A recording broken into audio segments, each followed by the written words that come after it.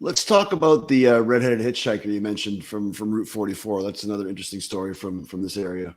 Yeah, that is probably the most famous ghost story within the Bridgewater Triangle. So, Route 44 is this road. It's not quite a highway in traditional sense. It actually cuts through towns for the most part, but you're traveling at higher rates of speed than like the normal 30-mile-an-hour zone.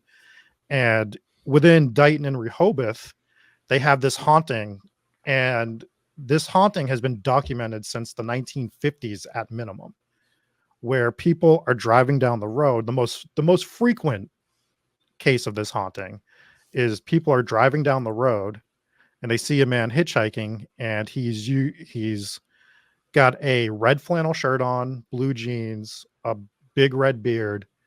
Sometimes he looks clean and sometimes he looks unkempt.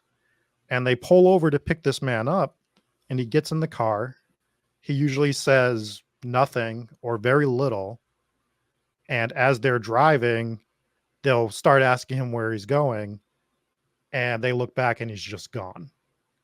Hmm. Or there's other permeations of this haunting that have been reported, which are, some of them are a little more terrifying.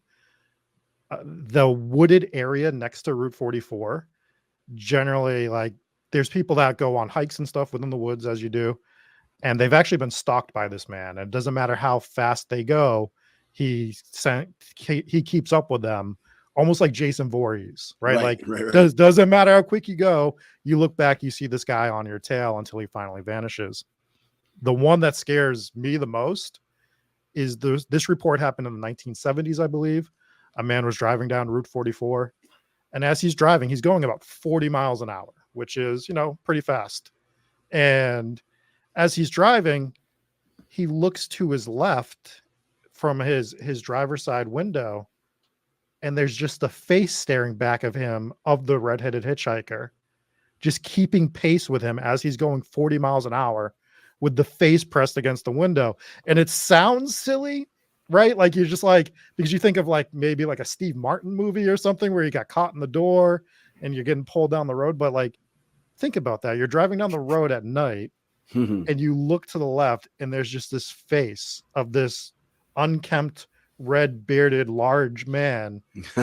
And you look and you're going 40 miles an hour, and he's just keeping pace with you down this. Pace. There was another one in a snowstorm. Guy was driving through a snowstorm on Route 44, same area, and the face just appeared on his windshield, like in the snow and ice and frost. And it was very clear, like just a bearded man, just the face right there. It was one of the more chilling ones. That's creepy too, yeah, for sure. And then there's others that where they were driving down the road, they saw him in the middle of the road, the last minute they thought they hit him, they spin out or they pull over and they go to find him, and he's not there at all. Yeah, they'll hear him laughing too. So there's reports of hearing his laughter from the woods, and there's other ones which is really eerie. Of people will be listening to the radio, and all of a sudden it'll cut out, and all of a sudden you just get this maniacal laughter coming through your radio. So there's a whole bunch of different reports all on 44 of this guy in different ways that he haunts, and nobody really knows the origin story. Some people assume maybe it was someone who was hitchhiking who got hit by a car, hit and run scenario, maybe got murdered and dumped on Route 44. But as far as I know, there isn't really an origin story for this ghost, but it's one of the most popular hauntings inside the Bridgewater Triangle. And continuing to this day, a lot of hauntings we hear from the past, like, kind of, peter out a little bit with the reports. We have reports from the 50s up until now of people seeing this hitchhiker. And especially when you get these reports in like the 50s, the 60s, the 70s, and before, when people weren't really connected via the internet, and you start reading police reports and stuff, and they're giving the same description, so much ease. It just, like, it doesn't ease your mind, because now you're like, the haunting's more real because all these people are seeing it. So he is one of the more popular hauntings within the area, but not the only haunting in the Bridgewater Triangle, for sure.